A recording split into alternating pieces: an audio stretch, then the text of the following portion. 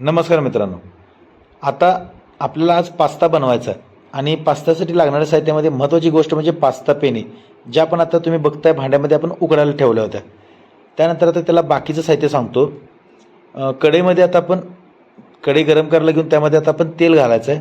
एकदा तेल थोडंसं गरम झालं चांगलं की त्यामध्ये आपल्याला बारीक चिरलेलं लसूण घालायचं आहे आणि लसूण एकदा चांगला लालसरपणे आपण असा परतून घेतला की त्यानंतर त्यामध्ये आपल्याला मिरच्या घालायच्या आहेत. मिरच्या तुम्ही तुमच्या तिखटपणा तुम्हाला जसा पाहिजे तसं तुम्ही कमी जास्त करू शकताय. त्यानंतर आपण त्यामध्ये कांदा घालायचा. कांदा थोडा परतून झाला, थोडा लालसर झाला की त्यामध्ये आता आपल्याला मीठ घालायचं आहे आणि मीठ अशा पद्धतीने घालायचं आहे की ते थोडंसं कमी असेल तर चालेल, कारण आपण नंतरनं पुढं असा अनेक आयटम त्यामध्ये घालणार आहे की त्यामुळं टेस्ट त्याची बरोबर बॅलन्स होणार आहे.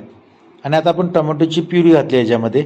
टोमॅटो प्युरी आपण म्हणजे कच्च्या टोमॅटोची असल्यामुळं आपण ती थोडी चांगली उकडून घ्यायची आहे जेणेकरून टोमॅटो शिजला पाहिजे चांगला.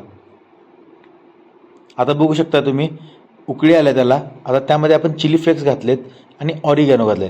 आता आपण थोडी मिरची पूड आणि ही कोथिंबीर घातली. मिरची पूडमुळं थोडासा कलर तुमचा लालसर होणार आहे, त्यासाठी आपण मिरची पूड घातल्या त्यामध्ये. आता आपण हा पास्ता बघताय तुम्ही. पास्ता आपण पूर्ण भांड्यातला पास्ता त्यामध्ये कढईत घेतला आहे. फक्त मिक्स व्यवस्थित करायचं जेणेकरून पूर्ण मसाला सगळीकडे आता लागला पाहिजे. एकदा का हे काम झालं की आता त्यामध्ये आता आपल्याला चीज घालायचं आहे.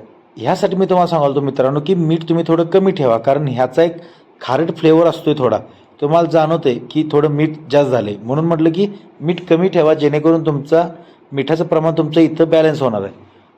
आणि चीज घालायचं कारण असं आहे की जेणेकरून चीजमुळं ह्याला एक क्रीमी टेक्स्चर येतं. जसं तुम्ही ज्या वेळेला ते खाताय त्यावेळेला तुम्हाला ते जाणवते. त्यात बघा तुम्हाला मी ज्या वेळेला आपण हे प्लेटिंग करणार आहे त्यावेळेला तुम्हाला हे नक्की दिसणार त्यामध्ये. बघा आता मगाशी बघण्यात आणि आत्ता बघण्यात किती फरक आहे. आता बघा ज्या वेळेला आपण हे ठेवतोय त्यावेळेला कसं चिटकून राहिलं एकमेकाला. हे टेक्स्चर यायसाठी आपण ते फक्त घातलं होतं त्यामध्ये चीज.